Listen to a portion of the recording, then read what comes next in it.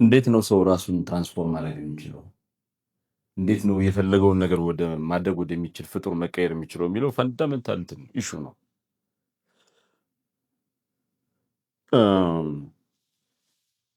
አንድ ሰው ራሱን ሲያውቅ ሰልፍ አዌርነስ የሚባለው ነገር ሲኖረው፣ ኢሞሽናሊ ኢንቴሊጀንት ሲሆን፣ በስሜቱ ላይ የሰለጠነ ሲሆን እና ዲሲፕሊን ሲሆን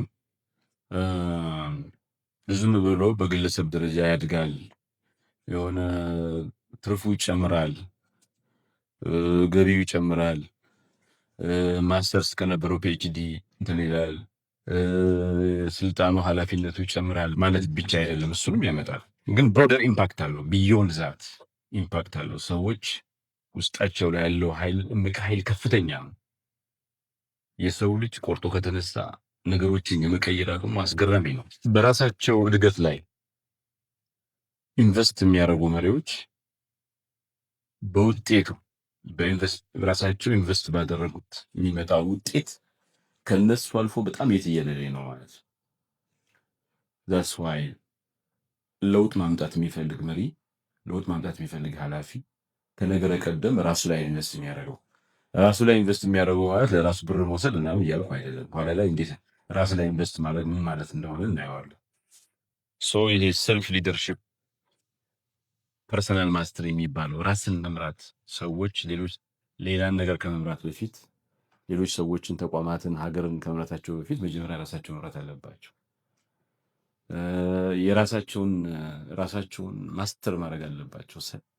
ፐርሰናል ማስተሪ ያስፈልጋቸዋል። ስለ ራስን ትራንስፎርም ስለማድረግ ስናወራ አንዱ የመጀመሪያው ነገር ራስን መምራትና የራስን እድል ፈንታን መቆጣጠር መቻል፣ ማስተር ማድረግ መቻል ነው። ይሄ ራስን ትራንስፎርም የማድረግ ጥረት አንዱ አካል ነው። ሁለተኛው ደግሞ አንድ ሰው ይሄን ካደረገ በኋላ ራሱን ከመራና ፐርሰናል ማስተሪ ደረጃ ላይ ከደረሰ በኋላ ራሳቸውን በደንብ የሚያውቁ በስሜታቸው ላይ የሰለጠኑና ዲሲፕሊን እንዲሆኑ መሪዎች ሌሎችን የመምራትና የሚመሩበትን አካባቢ እናንተን ወደ መሰረታዊ የሆነ ለውጥ እንዲገባ የማድረግ የተለየ አቅም አላቸው ይባላል። ሶስተኛው አሁንም ሰልፍ ትራንስፎርሜሽን ላይ የሚነሳው ነገር ኦተንቲክ ሊደርሺፕ የሚባለው ነው።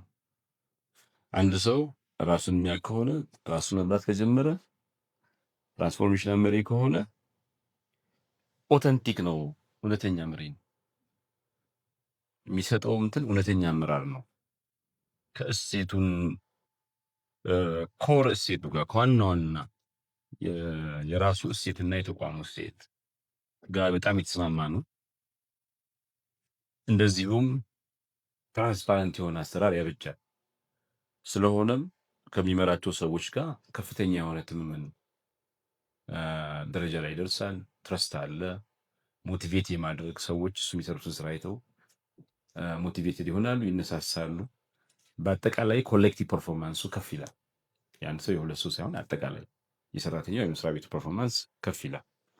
እንግዲህ አንድ ሰው ራሱ ላይ በዚህ ደረጃ ኢንቨስት አድርጎ እነዚህ ነገሮች ካመጣ ዘንድ በቡድን ደረጃ ውጤታማ ይሆናል ማለት ነው። ያ ግለሰብ በቡድን ውስጥ ምን አይነት ተጽዕኖ ይኖራል ሲባል ቡድንን ውጤታማ እንዲሆን ከተፈለገ የሸርድ ሊደርሺፕ የሚባለውን ነገር ማምጣት ነው። ሰዎች የባለቤትነት ስሜት እንዲሰማቸው፣ የውሳኔው አካል ነኝ እንዲሉ፣ የቅጣቱም የሽልማቱም አካል ነኝ እንዲሉ የሆነ ኃላፊነት በኖርማል የማይገባቸው ኃላፊነትን ባይሆን የሆነ ሰው ስልጣንም ቢሆን ግን ድምፃቸውን የማሰማት የመሳተፍ እድል ሲኖር፣ ፕላትፎርም ሲኖር የቡድኑ አባላት የበለጠ ኢምፓወርድ የመሆን ስሜት ይሰማቸዋል። የተሰናሰሉ ናቸው፣ ኮሄሲቭ ናቸው። እንደዚሁም በውሳኔ ላይ ይሳተፉ ስለሆነ ኦነርሽፕ ስላለ ኢኖቬቲቭ ናቸው። አንድ ቡድንን ውጤታማ ለማድረግ የመጀመሪያው ነገር ሸርድ ሊደርሺፕ የሚባለውን ነገር ማረጋገጥ፣ የጋራ አመራር ማረጋገጥ ነው።